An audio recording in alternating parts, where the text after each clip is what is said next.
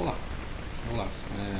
Então, continuando, a gente está discutindo rapidamente sobre eletrodos íons seletivos, alguns exemplos daqueles não somente de pH, mostrando que existe uma multiplicidade, vendo como que você, aqui no inteirinho, aqui, balançando como que você realiza a caracterização, normalmente, desses eletrodos, e que se baseia bastante na chamada, meu Deus, que enorme, bastante na chamada função de resposta desse eletrodo, certo? E eu queria exemplificar também para vocês algumas fontes de erro, certo? A gente poderia colocar aqui em potenciometria, sei lá, um título aqui, ó, potenciometria. A gente está discutindo potenciometria, né? Não sei se você percebeu. Potenciometria e alguns erros, né? Os erros que são relacionados, a origem desses erros são relacionados. Aqui eu não creio que esse vídeo vai ser apesar de que erro, né, tem um ditado que diz que 99,9% do trabalho de laboratório é expiração, né, e não é inspiração. Mas vamos lá. Então, um erro, vamos colocar aqui, um erro fundamental que não dá para você controlar de jeito nenhum, é um erro baseado na equação de Nernst, a própria equação de Nernst. Porque quando você trabalha com quando você trabalha com potenciometria, você está trabalhando, vamos insistir, é sempre bom insistir, né? Você está trabalhando em equilíbrio.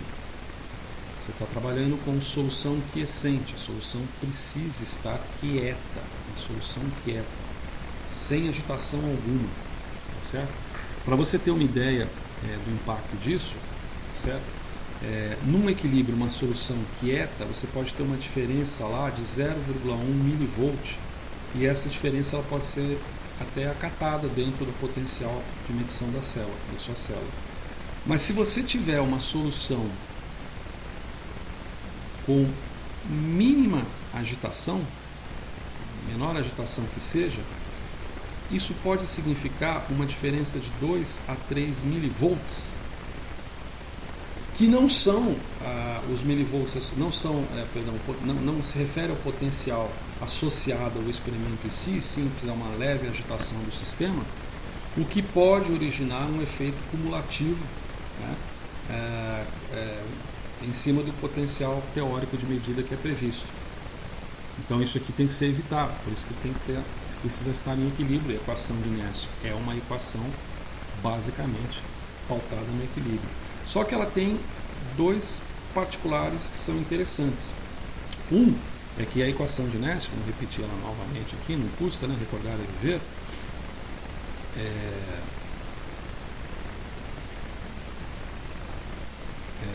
Nossa, RT sobre NF, LN, uma atividade única qualquer. Um grande problema aqui é esse termo, né? Esse termo aqui. Acho que eu comentei isso em outro vídeo. Quer dizer, você tem uma função exponencial. Isso é uma fonte de erro, porque uma função exponencial ela pode resultar em um alto erro se você tiver condições nas quais houver uma pequena diferença de atividade iônica, ou quando houver uma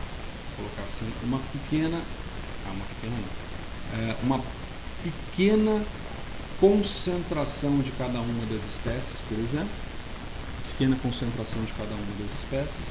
ou ainda se você tiver, ou ainda se você tiver uma espécie, por exemplo, a uma alta concentração, vamos dizer que COX seja alta concentração, e você tenha, por exemplo, um C-RED a uma baixa concentração aqui, ou seja, uma variação no numerador e denominador. Isso não são razões químicas, são razões matemáticas que vão gerar um erro bastante significativo nessa função exponencial de Nernst. Tá certo? Acho que nós já comentamos a respeito. A outra fonte de erro envolvida se dá pelo fato de que você tem duas formas de medir aqui. Você tem concentração e você tem atividade iônica. Pois bem, a equação de Nernst não mede concentração, ela mede atividade iônica, certo? E, portanto, isso também está correlacionado, de certa forma, com o apagar aqui, com o coeficiente médio de atividade iônica da espécie. Essas relações aqui, elas podem ser inter o quê? Elas podem ser associadas quando eu digo que a atividade iônica nada mais é do que a concentração da espécie química que eu desejo em condição diluída e sobre uma concentração de referência. Isso aqui vamos colocar até um cruzadinho aqui para não parecer que é um oxidado qualquer aqui, vezes o coeficiente de atividade. Então há uma correspondência que se aproxima de uma situação ideal em condições de diluição, não digo infinita, mas em condições de diluição elevada. Tá certo? Aqui a gente parte do pressuposto que isso aqui representa uma concentração de 1 mol por litro. Se é 1 mol por litro e você tem unidade de concentração, você anula as unidades de concentração aqui e você vê que a atividade iônica, diferentemente, acho que o advérbio está correto, diferentemente da concentração, a atividade iônica não tem unidade, tá certo? E a concentração, ela tem unidade. Então, isso pode ser uma fonte de erro. Agora, por que pode ser uma fonte de erro?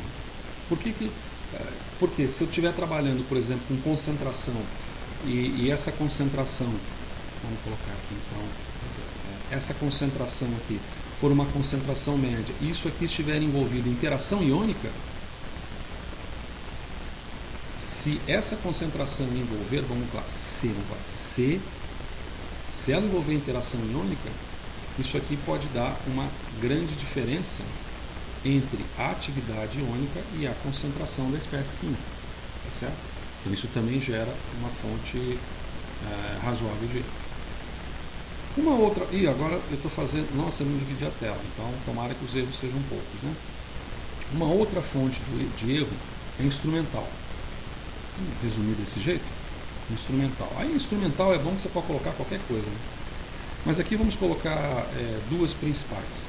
Uma é a qualidade do medidor, ou seja, a qualidade do potenciômetro. Esses potenciômetros, qualidade do potenciômetro. Esse potenciômetro, se ele for um potenciômetro de baixa impedância, vamos colocar primeiro esse termo aqui porque a gente não está, ou seja, basicamente baixo Z impedância, se for de baixa impedância, ele pode oferecer alguma corrente. Eu vou colocar o termo aqui em inglês que muitas vezes aparece no livro. Se ele oferece alguma corrente, ou seja, no zero current, ele pode levar ao aparecimento de como é que fala? De reações eletrolíticas colaterais no sistema, não previstas, por exemplo. Você deixa de passar alguma carga. Essa carga, isso aqui pode levar, portanto, a uma mínima corrente, tá? Uma mínima corrente, e essa mínima corrente pode resultar, não pode descer muito não, né? Essa mínima corrente pode resultar numa queda ômica. Essa mínima corrente também pode resultar até numa diferença na atividade dos íons, portanto no coeficiente de atividade média desses íons, tá certo? A depender, é claro, desse... Essa é a coisa mais fácil de resolver, né? Porque até os potenciômetros vagabundos ou multímetros vagabundos seguram 1 megaohm. O ideal é você ter 50, 100 megaohms, né? Mas tudo bem.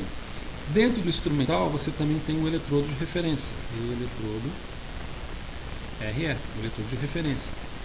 Se houver corrente envolvida, se você tiver alguma corrente envolvida, vamos colocar aí, se você tiver uma corrente envolvida, isso vai dar uma diferença no potencial desse RE e aí você terá uma informação, vamos dizer assim, falseada, uma informação não condizente com sei lá, o potencial predito, né? Não só o eletrodo, mas a célula também, né? A célula como um todo. A célula eletroquímica. Se houver uma corrente que não faz parte dessa célula eletroquímica, aí você pode ter uma diferença na leitura do potencial da célula também. E aí vai desde a composição dessa célula, a estrutura, o material de que ela é feita, se existe algum efeito eletrostático no material de que ela é feita ou não, até o posicionamento de eletrodos, por exemplo, certo? Nós já chegamos a discutir em outros momentos. E existe também um outro bem significativo que a gente vem discutindo, que é o potencial de junção, certo? Potencial de junção. O potencial de junção, basicamente, ele está relacionado, vamos repetir, recordar e viver, ele está relacionado a um movimento iônico entre as interfaces, né? As interfaces próximas das meias células. Então isso aqui está relacionado basicamente a um coeficiente. Opa, vamos colocar aqui de novo. O coeficiente de atividade média. Coeficiente de atividade. O coeficiente médio de atividade. Tem uma briga disso aí, tá? Eu acho que o correto é o coeficiente. O coeficiente de atividade. Vamos colocar o coeficiente médio, vai. Coeficiente médio da atividade daquele íon, certo? Que está relacionado basicamente com a movimentação, com o movimento do íon, o movimento de íons. Então, existem algumas formas de você, por exemplo, reduzir um pouco o potencial de junção. E uma dessas formas de você reduzir o potencial de junção, esse potencial de junção vamos colocar aqui, contorno, soluções de contorno, para você evitar o potencial de junção, tem duas que são clássicas. Uma é você utilizar uma ponte salina, potente salina não, meu querido, uma ponte potente salina de novo. Você utilizar uma ponte salina que seja a uma alta concentração, tá? Uma alta concentração, KCl, né? KCl alta concentração, por exemplo, KCl 0,1 mol. Isso não é ponte salina, nem a pau. KCl 2 a 3 2 a 3 mol por litro, certo? Que vai permitir com que o movimento dos íons de interesse, aqui não é qualquer íon, né?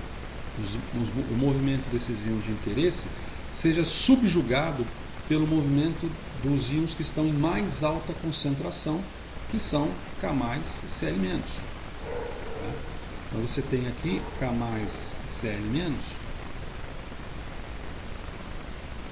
se movimentando entre as minhas células. Se bem que eu não vou colocar isso não, porque você pode confundir com outra coisa. Então eu vou colocar isso aqui, pode ser confuso. Tá? Um outro é o que eles chamam de, tem um termo em inglês para isso, swamping.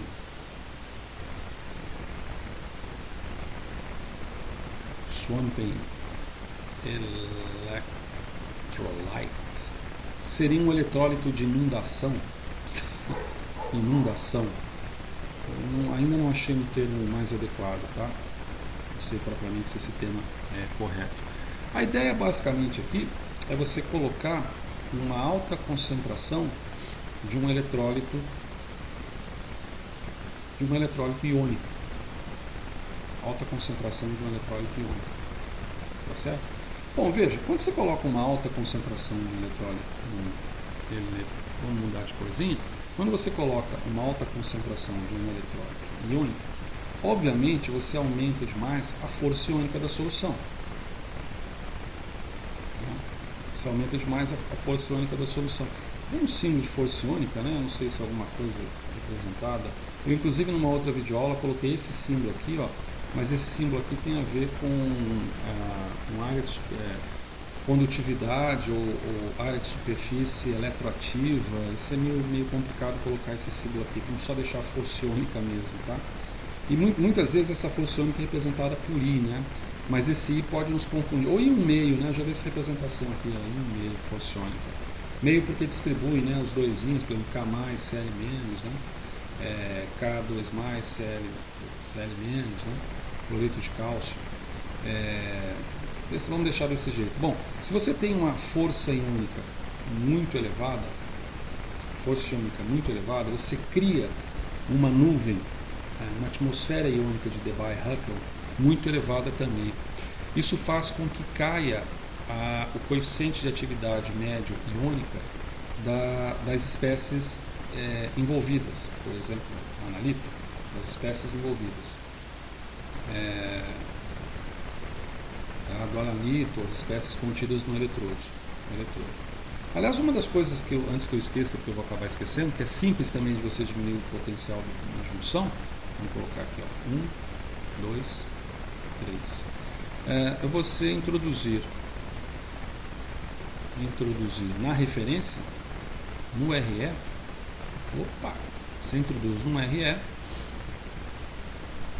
o mesmo eletrólito, o mesmo analito,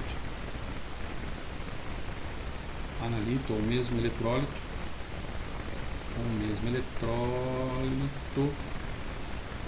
que o da célula, o da célula eletroquímica. Se você tem o mesmo analito, né, se você tem o mesmo par iônico ali, você tem uma diferença menor das condutividades iônicas dessas espécies. E se a condutividade iônica vai ser menor, a velocidade de migração por entre a junção também terá uma diferença menor. E tendo uma diferença menor, isso é o grande responsável pelo potencial de junção, cai esse potencial de junção. A mesma coisa aqui embaixo. Se você tem um aumento da força iônica, cai essa coeficiente de atividade em relação, né, à atmosfera iônica de Baeyer que foi criada, isso acaba caindo também a diferença entre a coeficiente de atividade médio iônico das espécies como um todo. E se cai essa diferença, obviamente que cairá também a mobilidade iônica. A mobilidade iônica dessas espécies iônica na junção, certo? Essa mobilidade iônica na junção. Vou colocar aqui, na junção.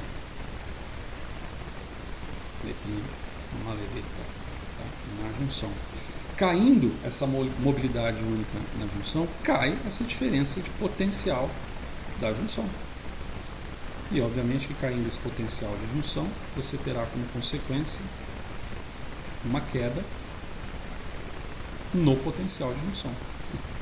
A gente pode até ligar esse cara com esse cara aqui. Tá? Cai o potencial de junção para o seguinte. Então, esses são, vamos dizer assim, alguns erros básicos, né, que podem surgir no experimento de potenciometria e uma outra solução de contorno que você pode ter associada a essas medidas, que são medidas, insisto, feitas sempre no equilíbrio. Tá bem? Então, tá bom.